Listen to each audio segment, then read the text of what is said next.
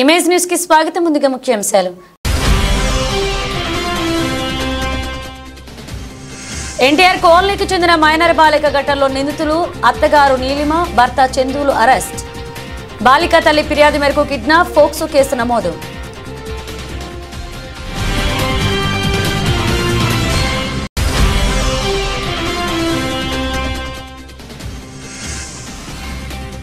ఎలేశ్వరంలో షిరిడీ నగర్లో గాంధీజీ విగ్రహం వద్ద మహాత్మా గాంధీ వర్ధంతి. హాజరైన నాయకులు సామంతల Suryakumar.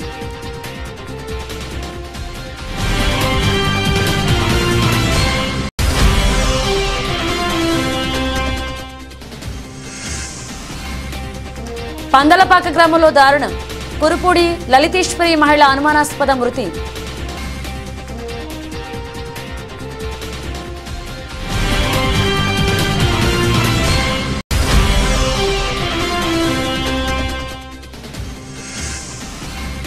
పెద్దాపురంలో main road ICICI bank వద్ద వర్ధంతి వేడుకలు. సాహితీ స్రవంతి జిల్లా అధ్యక్షులు జోస్సిల కృష్ణబాబు.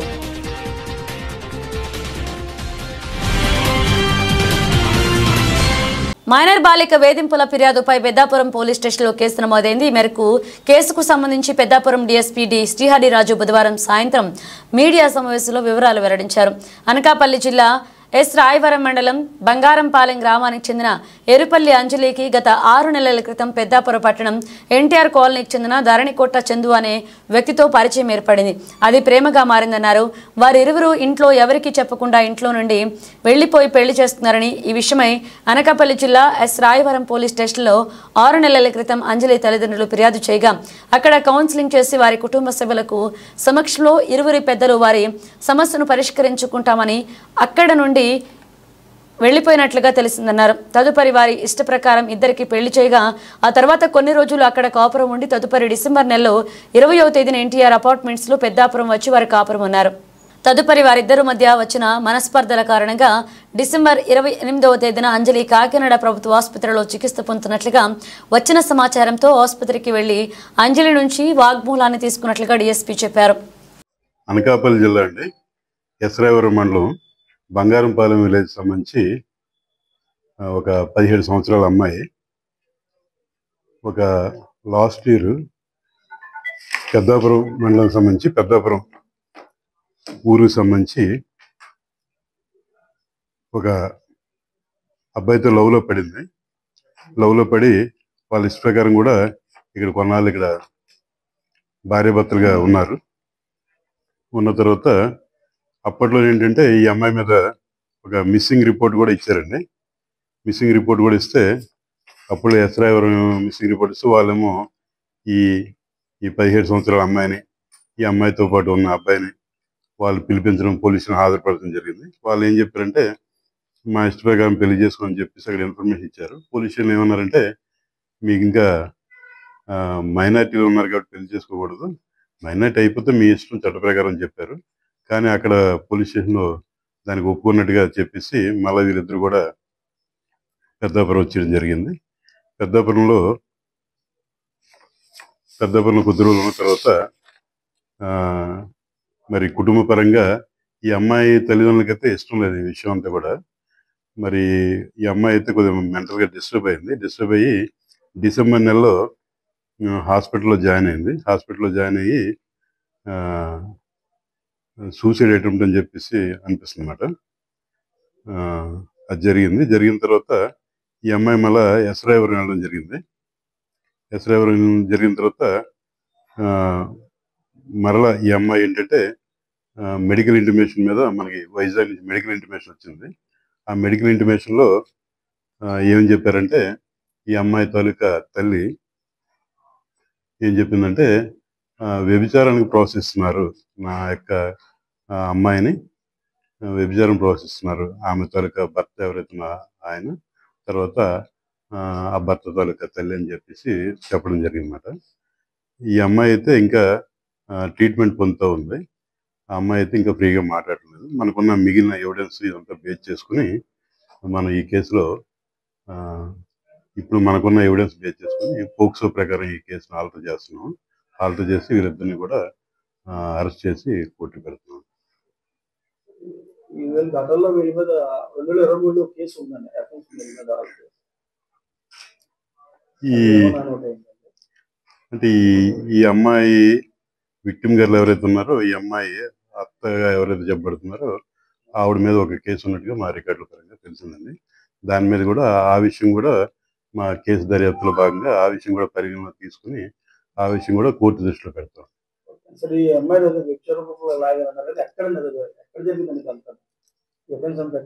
అంటే వ్యభిచార గృహం కాదండి. ఇక్కడ ఈ అబ్బాయి పెద్దాపురంలో ఈ గవర్నమెంట్ సంబంధించిన ఎన్టీఆర్ అపార్ట్మెంట్స్ లో ఉంటున్నారు. అక్కడ జరిగిందని చెప్పి అంటున్నారు. దీనికి సంబంధించి అమ్మాయి ఇంకా మనకి పూర్తిగా సహకరించడం లేదు. కొంతవరకు లోకల్ గా చుట్టుపక్కల వాళ్ళు ఇదంతా కూడా ఇన్ఫర్మేషన్ సేకరించాం.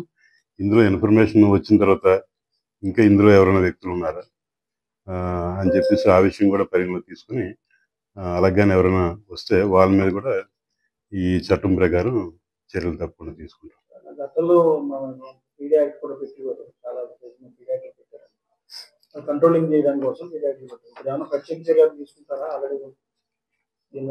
తప్పకుండా తీసుకుంటామండి. పీడీ యాక్ట్ పెట్టవలసిన చోటు పీడీ యాక్ట్, అలాగే షీట్స్ ఏమైనా ఓపెన్ చేయాల్సిన పరిస్థితి ఉంటే షీట్స్ ఓపెన్ చేయడం, వాళ్ళ మీద నిఘా పెంచడం తప్పకుండా జరుగుతుందండి. తప్పకుండా చర్యలు తీసుకుంటాం. కాకినాడ జిల్లా ప్రతిపాడు నియోజకవర్గం ఎలేశ్వరంలో షిరిడీ నగర్లో ఉన్న గాంధీజీ విగ్రహం వద్ద మహాత్మా గాంధీ వర్ధంతి సందర్భంగా పూలమాలలు వేసి ఘన నివాళులర్పించారు. ఈ కార్యక్రమానికి ముఖ్య అతిథిగా వైసీపీ నాయకులు సామంతల సూర్యకుమార్ విచ్చేశారు. ముందుగా గాంధీజీ విగ్రహానికి పూలమాలలు వేసి స్వాతంత్రోద్యమ పెద్దలకు, గాంధీజీ అభిమానులకు కృతజ్ఞతలు తెలియజేశారు. ఈ సందర్భంగా సూర్యకుమార్ మాట్లాడుతూ మహాత్మా గాంధీజీ జన్మించిన అనంతరం స్వాతంత్ర ఉద్యమే లక్ష్యంగా పెట్టుకున్నారని, అహింస సత్యాగ్రహం మార్గాలను ఎంచుకుని హింసకు తావు లేకుండా భారతదేశానికి స్వాతంత్రాన్ని తీసుకొచ్చిన మహోన్నత వ్యక్తి అని ఆయన కొనియాడారు. ఈ కార్యక్రమంలో చందక అప్పారావు, రామ్మోహన్ రావు, తోట వెంకట్రావు, సూర్యనారాయణ, పైలా విజయ్, ఇసనగిరి ప్రసాద్, కొరాడ శ్రీనివాసరావు, అడపా దుర్గారావు, ఎస్ మల్లిబాబు, ఉడతల రమణారావు పాల్గొన్నారు. పెద్దలందరికీ అదేవిధంగా గాంధీ గారి అభిమానులందరికీ కూడా పేరు పేరున ధన్యవాదాలు తెలియజేస్తున్నాను. గాంధీ గారు 1869 అక్టోబర్ 2న జన్మించడం జరిగింది. ఆయన జన్మించిన దగ్గర నుంచి కూడా ఆయన యొక్క జీవితకాలం అంతా కూడా మన భారతదేశానికి స్వాతంత్రం తీసుకురావడం విషయంలోనే ఆయన యొక్క జీవితం అంతా కూడా గడపడం జరిగింది. ఆయన ఎంచుకున్నటువంటి మార్గాలు అహింస, ఉప్పు సత్యాగ్రహం, ఇటువంటి కార్యక్రమాల ద్వారానే అంటే ఎటువంటి హింసకి తావు లేకుండా ఆయన స్వాతంత్రాన్ని తీసుకురావడం జరిగింది. 1947 ఆగస్టు 15న స్వాతంత్రం వచ్చిన కొద్ది కాలంలోనే అంటే ఇంచుమించు 1948 జనవరి 30న ఆయన నాథూరామ్ గాడ్సే చేతిలో మరణించడం జరిగింది. అంటే సుమారు 79 సంవత్సరాల వయసులో ఆయన ఇలా మేస్టర్ చేసినట్టు ఏ విధమైన ఓపిక లేని, ఏ విధంగా కూడా ప్రతిఘటించలేనటువంటి పరిస్థితుల్లో చాలా తక్కువ దూరంలో ఆయన షూట్ చేయడం జరిగింది. అంటే ఎవరికి ఏ విధమైనటువంటి ఇబ్బంది ఉందో తెలియదు, కానీ ఆ రోజుల్లోనే అయితే కొన్ని విషయాలు చెప్పారు. అయినప్పటికీ కూడా ఆయన కోల్పోవడం అనేది చాలా బాధాకరం. ఆయనకి గుర్తుగా ఆయన చనిపోయినటువంటి రోజుని అమరవీరుల దినోత్సవం కూడా జరుపుకోవడం జరిగింది. ఇక్కడ మన ఏలేశ్వరంలో మనం ప్రత్యేకంగా చెప్పుకుంటే చాలా చోట్ల కానీ లేదా చాలా ఊళ్ళో కానీ ప్రత్యేకంగా గాంధీ గారి జయంతి లేదా గాంధీ గారి వర్ధంతులకే గాంధీ గారిని స్మరించుకున్నటువంటి పరిస్థితి. కానీ ఇక్కడ మన ఈ ప్రదేశంలో ఇక్కడ విగ్రహాన్ని పెట్టినటువంటి కోరట అప్పుల సుమావి గారు అవ్వచ్చు, లేదంటే దీన్ని పూర్తి స్థాయిలో మెయింటైన్ చేస్తున్నటువంటి మన సాక్షి విలేకరి గారు కోర శ్రీనివాస గారు బావగారించడం కేవలం జయంతి వర్ధంతి కార్యక్రమాలు ఇప్పుడే కాకుండా సంవత్సరంలో ఉన్నటువంటి 365 రోజులు కూడా నిర్ణయగాని విగ్రహాన్ని పెట్టారన్నంత రీతిలో ఇక్కడ విగ్రహాన్ని ఏంటంటే మెయింటైన్ చేయడం జరుగుతూ ఉంటుంది. ఈ విషయంలో వాళ్ళకు ప్రత్యేకంగా ఎందుకు చెప్తున్నానంటే ఒక మాట అండి, ఎంతో అభిమానం ఎంతో ఇష్టం ఉంటుంది కానీ అలాంటి పనులు మనం చేయలేమండి. అంటే గాంధీ గారి మీద అంటే మన విగ్రహాన్ని పెట్టేసి చాలా మంది వెళ్ళిపోతూ ఉంటారండి. విగ్రహం పెట్టడం కాదండి, విగ్రహం పెట్టిన తర్వాత దాన్ని మెయింటైన్ చేయడం గొప్పతానండి. ఇప్పుడు చెప్తుంటాను, ఆయన కనిపించుంటాం ఏమండి, మనిషి చచ్చిపోతుంటే మనిషి ఉంటుంది, కానీ మీ ప్రతిష్టం దగ్గర మీ వల్ల నాకు మా ఆవిడకి మా అబ్బాయికి అందరూ కూడా మీ వల్ల ప్రతిష్ట వచ్చిందండి. ఇలాంటి మా ఇష్టం పోతుంటాను, ఇప్పుడు కూడా ఎక్కడ కనిపించి నేను వదలను. చేత ఎక్కువ ప్రతిష్ట ఆయన మూలకారు. ఆయన రూపాయి తీసుకోకుండా రోజు వచ్చి ఖాళీ టైంలో స్కూల్ సెలవుల్లో చేస్తారు, డ్యూటీ నుంచి కూడా కార్యక్రమం వచ్చి రాత్రి పగలు చేసి మనం మామూలుగా స్కూల్ డ్రైవర్కి వెళ్ళిపోయేవాడు. నిజంగా ఆయన గ్రేట్ కదా. ఎవడు ఇష్టంగా ఎవరు చెప్తారు? ఆయన కూడా గాంధీ గారి ప్రేమ ఏదో మా పూజ జనం చెప్తున్నాను. ఏరియాలు ఎక్కడా లేదు. నేను కూడా హైదరాబాద్ జాబ్ చేసి శాంతిబాబు ఎదుర్కొంటున్నాను. కాకినాడ జిల్లా ప్రతిపాడు నియోజకవర్గం ప్రతిపాడు మండలం చిన్నశంకర్లపూడి గ్రామంలో రామలక్ష్మణుల జన్మదిన వేడుకలను వైభవంగా చేపట్టారు. 10 కేజీల కేక్ కట్ చేసి గ్రామస్తులకు భోజనాలు ఏర్పాటు చేశారు.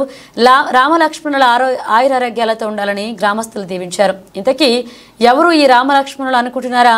చిన్నశంకర్లపూడి గ్రామానికి చెందిన మిర్యాల వెంకటేష్ అనే రైతుకి చెందిన ఆవు ఏడాది కిందట ఒకే ఈతలో 2 ఆవు దూడలకు జన్మనిచ్చింది. కవల ఆవు దూడలకు రామలక్ష్మణులని నామకరణం చేసి వాటిని సొంత బిడ్డలా పెంచుకుంటున్నారు. అవి జన్మించి ఏడాది కావడంతో వెంకటేష్ కుటుంబ సభ్యులు గ్రామస్తులందరి సమక్షంలో పుట్టినరోజు వేడుకలు నిర్వహించి గ్రామస్తులకు భోజనాలను ఏర్పాటు చేశారు. పశువులను కుటుంబ సభ్యులుగా ప్రేమిస్తున్న వెంకటేష్ కుటుంబ సభ్యులను గ్రామస్తులు అభినందించారు.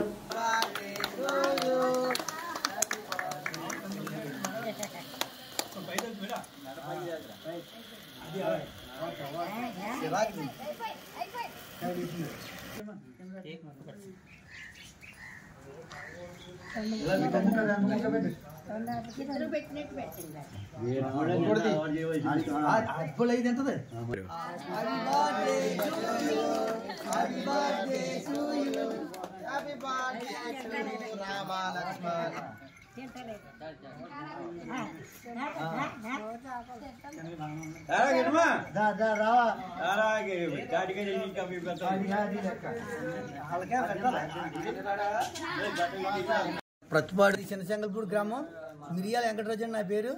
మా ఇంట్లో రామలక్ష్మణులని కవలదోళ్ళు పుడతాం మాకు చాలా ఆనందంగా ఉంది. అది ఈరోజు పుట్టినరోజు జరుపుకుంటున్నాం కాబట్టి ఆ దోళ్ళ రూపంలోనే కాకుండా మనిషిలాగే వాటిని కూడా చూసుకుంటున్నామండి. ఇవాళ మా కుటుంబం చాలా ఆనందంగా ఉందని మా కుటుంబం అందరికీ కూడా భోజనాలు జరుపుకుంటున్నాం.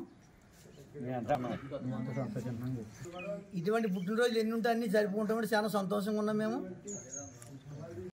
కాకినాడ జిల్లా ప్రతిపాడు నియోజకవర్గం ప్రతిపాడు మండలం చిన్నశంకర్లపూడి గ్రామంలో మా మిరియాల భద్రం గారి ఇంటిన సొంత ఆవుకి 2 లక్ష్మణరాములని కమల పిల్లలు జన్మించడం జరిగింది. ఈ రోజుకి సంవత్సరం అయ్యింది.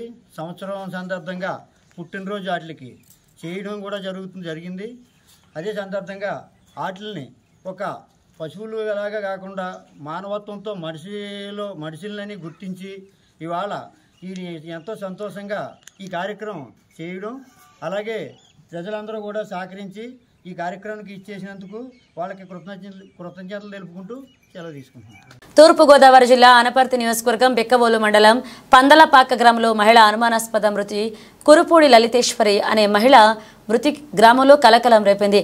ఒక సంచుల గౌడంలో గుమస్తాగా పనిచేస్తున్న మృతురాలి లలితేశ్వరి రోజు తెల్లవారుజామున ఇటు నుండి వాకింగ్ నిమిత్తం వీధిలోకి వచ్చింది. తెల్లవారాక ఎంతసేపటికి అయినా ఆమె ఇంటికి రాకపోయేసరికి మృతురాలి భర్త రాజు ఆమె కోసం గాలించి ఫోన్ చేయగా స్విచ్ ఆఫ్ వచ్చేసరికి బంధువులకు సమాచారం అందించారు. అందరూ ఆమె కోసం వెతకగా ఆమె పనిచేస్తున్న సంచులు గౌడంలో మృతి చెంది కనిపించింది. విషయం తెలుసుకున్న బంధువులు పోలీసులకు సమాచారం ఇచ్చారు. SI Ravichandra Kumar, CI Sumanth, DSP ఘటనా స్థలానికి చేరుకుని పరిశీలించగా మృతురాలి ముఖంపై గాయాలు, ఘటనా స్థలంలోనే రక్త మరకలు ఉండడంతో పోలీసులు అనుమానాస్పద మృతిగా 194 BNS కేసు నమోదు చేసి దర్యాప్తు చేపట్టారు.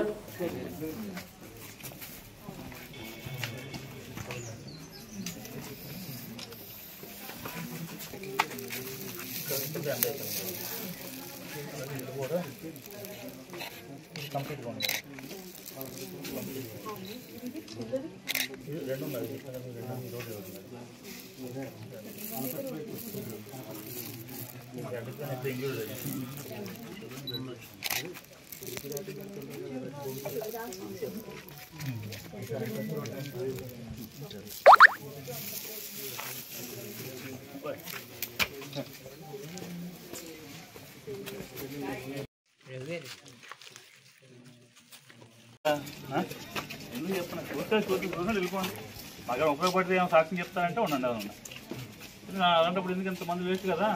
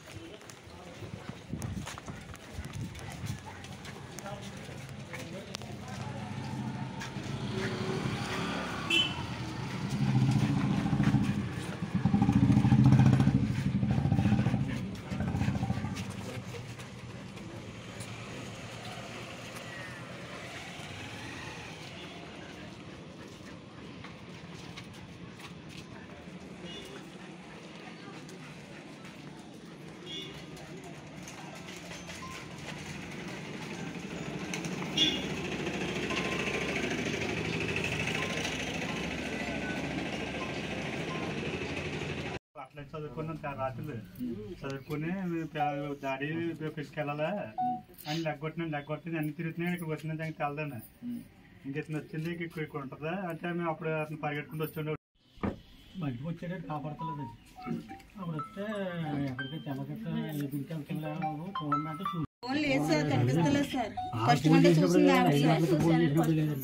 చూడండి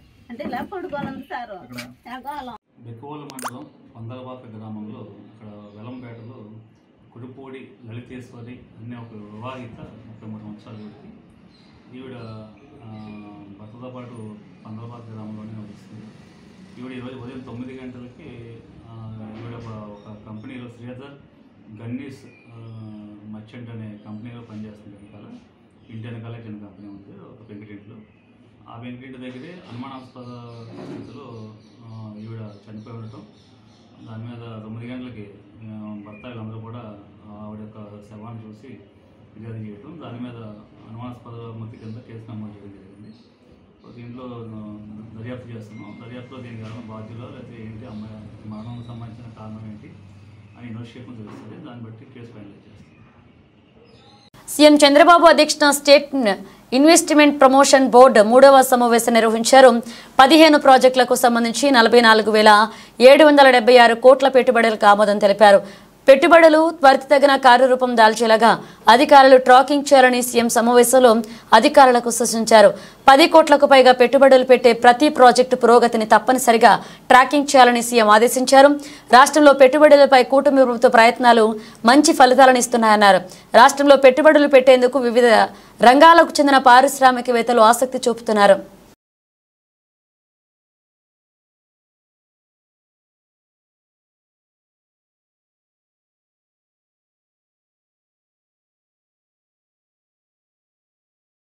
నేడు భారతదేశం ఎదుర్కొంటున్న పలు సమస్యల పరిష్కారానికి గాంధీ ఇజమే శరణ్యమని మాజీ మంత్రి వర్యులు డొక్కా మాణిక్యవరప్రసాద్ పేర్కొన్నారు. ఈ నెల 29న గుంటూరులో జనచైతన్య వేదిక ఆధ్వర్యంలో గాంధీజీ ఆశించిన సమాజం నేటి పరిస్థితులు అనే అంశంపై జనచైతన్య వేదిక హాల్లో జరిగిన చర్చాగోష్ఠికి జనచైతన్య వేదిక రాష్ట్ర అధ్యక్షులు వల్లంరెడ్డి లక్ష్మారెడ్డి అధ్యక్షత వహించారు.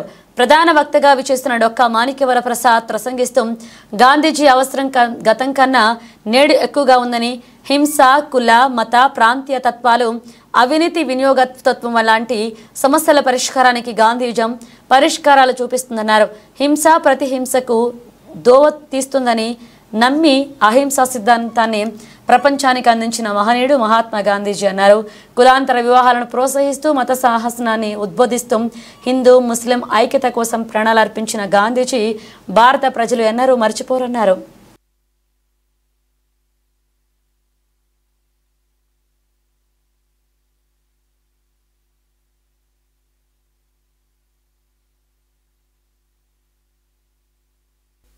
రిజర్వేషన్లో కూడా అదే తేడా.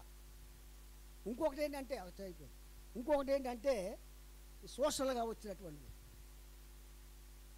తర్వాత రిలీజన్ మీద కూడా హిందూ మతాన్ని సంస్కరిస్తూ ఇతర మతాలను కూడా కలుపుకుంటూ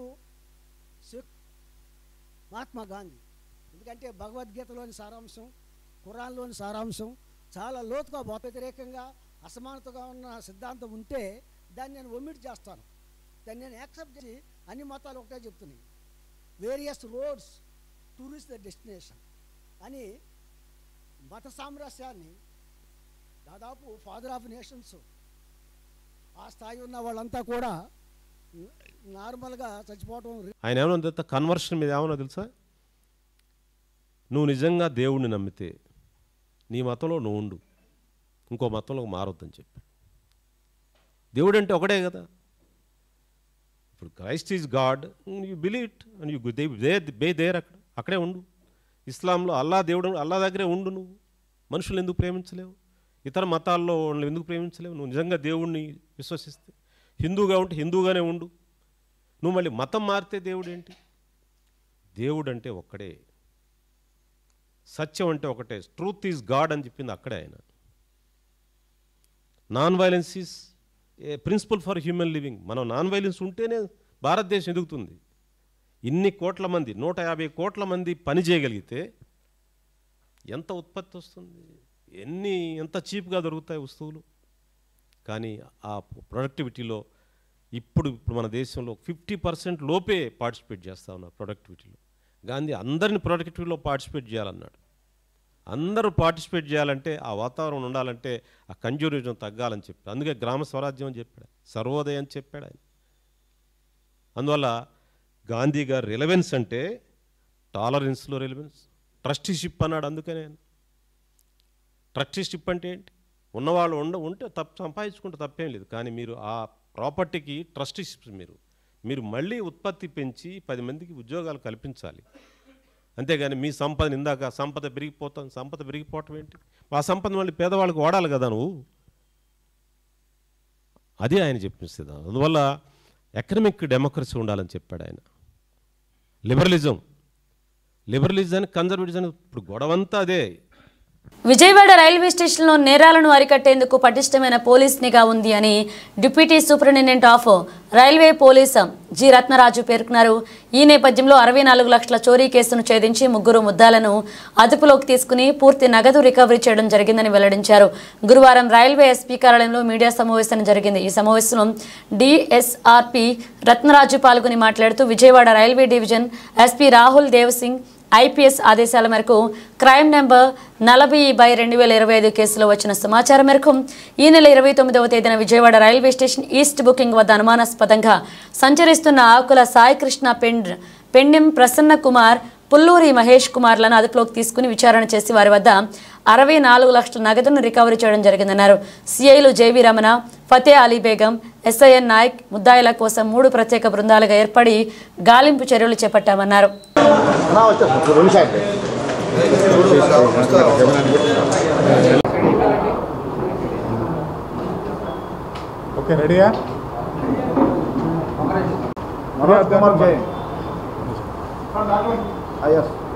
అతను గోల్డ్ బిజినెస్ చేస్తూ ఉంటాడు.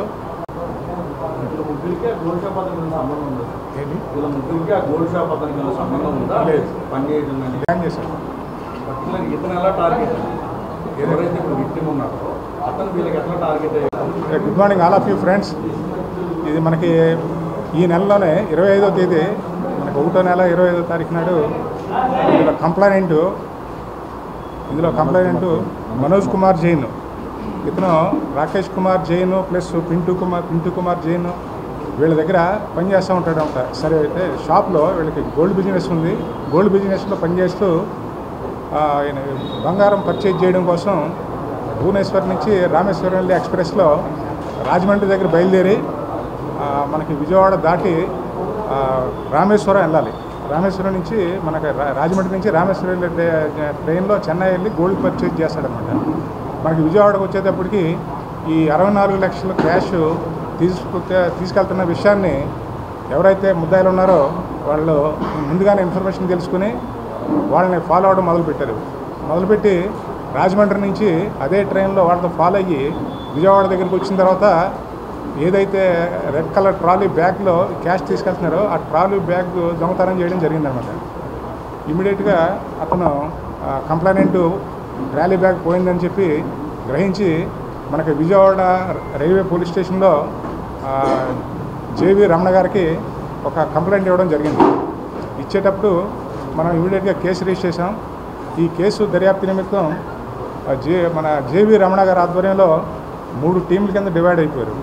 3 టీంల కింద డివైడ్ అయ్యి ఒక టీము ఏదైతే ఇది స్టార్టింగ్ పాయింట్ రాజమండ్రిలో అఫెన్స్ స్టార్ట్ అయింది కాబట్టి రాజమండ్రి వెళ్ళి అక్కడ అన్ని షాపుల్లోనూ ఎంక్వైరీ చేయడం, అక్కడ ఉన్న వాళ్ళందరినీ ఎగ్జామిన్ చేసి ఎలా జరిగింది ఏంటి ఎవరై ఉంటారని చెప్పి ముద్దాన్ని ట్రేస్ అవుట్ చేయడం కోసం అక్కడ ఎంక్వైరీ చేయడం మొదలుపెట్టారు. రెండో టీము వచ్చినప్పటికీ ఈ విధమైన నేరాలు చేసేవాళ్ళు ఎవరు, ఆ ఎంఓ క్రిమినల్స్ అందరినీ వెరిఫై చేయడం. ఇంతకుముందు కూడా మనకి ట్రైన్స్లో సూట్ కేసులు పోవడం, బ్యాగులు పోవడం జరుగుతుండేది. అందు నిమిత్తం ఆ పాయింట్ ఆఫ్ వ్యూలో పాత నేరస్తులు ఎవరున్నారో వాళ్ళు ఎక్కడెక్కడ ఉన్నారు ఏంటనేది వెరిఫై చేయడం కోసం ఒక టీము ప్రయత్నం చేస్తుంది. 3వ టీం వచ్చేటప్పటికి మనకి విజయవాడలోనే మనకి రైల్వే స్టేషన్లో దొంగతనం జరిగింది కాబట్టి ఇక్కడ ఉన్నటువంటి సీసీ కెమెరాలు వెరిఫై చేయడం, తర్వాత ఈ సెల్ ఫోన్లు పాత నేరస్తుల సెల్ ఫోన్లు ప్లస్ ఇప్పుడు కొత్తగా ఏ సెల్ ఫోన్స్ మనకి విజయవాడ రైల్వే స్టేషన్లో ట్రేస్ అవుతున్నాయి చూసుకుని ఆ కాల్ డీటెయిల్స్ని కూడా వెరిఫై చేయడం కోసం ఒక టీము గట్టిగా పనిచేయడం మొదలుపెట్టిందనమాట. మూడో టీము విజయవాడ రైల్వే స్టేషన్లోనూ మనకి ఈ తరహా నేరాలు జరుగుతున్నాయి కాబట్టి మళ్ళీ ఇంకొక నేరం జరగవచ్చనే ఆలోచనతో మన జేవీ రమణ గారు ఇన్స్పెక్టర్ గారు ఆధ్వర్యంలో ఒక టీము త్వరగా రెగ్యులర్గా చెకింగ్స్ చేయడం మొదలుపెట్టారనమాట. ఈలోపే మన టెక్నికల్ టీంకి ఒక చిన్న క్లూ ఒకటి దొరికితే దాన్ని బేస్ చేసుకుని మన ఇన్స్పెక్టర్ గారికి తెలియజేస్తే ఇన్స్పెక్టర్ గారు ఒక 10 మంది సిబ్బందితోటి అన్ని ప్లాట్ఫామ్లు చెక్ చేస్తుండగా మనకి ప్లాట్ఫామ్ నెంబర్ 1 మీదకి వెళ్ళేదానికి EB2 పక్కనే మనకి SBI ATM కౌంటర్ ఉంటుంది. ఆ ATM దగ్గరికి 3 కుర్రాళ్ళు అనుమానంగా వస్తూ ఉంటే వాళ్ళని ఆఫ్ చేసి వాళ్ళు చెక్ చేస్తే వాళ్ళ దగ్గర ఈ క్యాష్ కనపడడం జరిగిందనమాట. ఇమీడియట్గా ఈ క్యాష్ ఆ క్రైమ్కి సంబంధించిందా కాదా అనేది వెరిఫై చేయడం కోసం వాళ్ళని కాస్త ఇంట్రాగేట్ చేస్తే మనకి ఆ నేరానికి సంబంధించినటువంటి క్యాష్ అని తేలింది. ఆ 3 ముద్దాయిల్ని మనం వెరిఫై చేయడం జరిగింది. వెరిఫై చేసి మొత్తం మనకి కావాల్సినటువంటి సమాచారం అంతా తీసుకున్న తర్వాత వాళ్ళని అరెస్ట్ చూపించి మీ ముందు ప్రొడ్యూస్ చేయడం జరుగుతుందన్నమాట. ఇది మన GRP పోలీస్ స్టేషన్లో క్రైమ్ నెంబర్ 40/2025 ఈ క్రైమ్లో మనం ఈ ముద్దాయిల్ని 303 క్లాజ్ 2 కింద మనం అరెస్ట్ చూపించి వీళ్ళందరినీ ప్రెస్ మీట్ తర్వాత జ్యుడిషియల్ రిమాండ్కి పంపించడం జరుగుతుంది. ఇదే సమాచారం. బులెటిన్ ముగించే ముందు హెడ్లైన్స్ మరోసారి. ఎన్టీఆర్ కాలనీకి చెందిన మైనర్ బాలిక ఘటనలో నిందితులు అత్తగారు నీలిమ, భర్త చందులు అరెస్ట్. బాలిక తల్లి ఫిర్యాదు మేరకు కిడ్నాప్, ఫోక్సో కేసు నమోదు.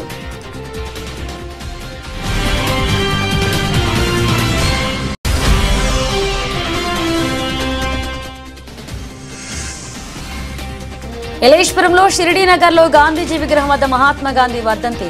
హాజరైన నాయకులు సామంతల సూర్యకుమార్.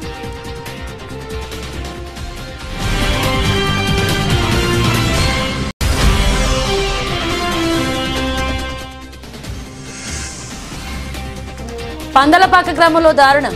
కురుపూడి లలితేశ్వరి మహిళ అనుమానాస్పద మృతి.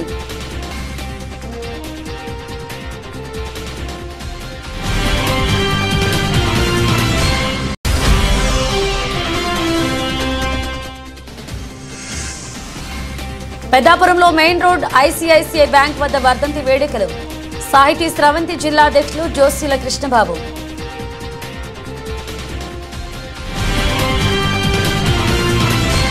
ఇవి బులెటిన్ అప్డేట్స్. మరణ అప్డేట్స్తో మళ్ళీ కలుద్దాం.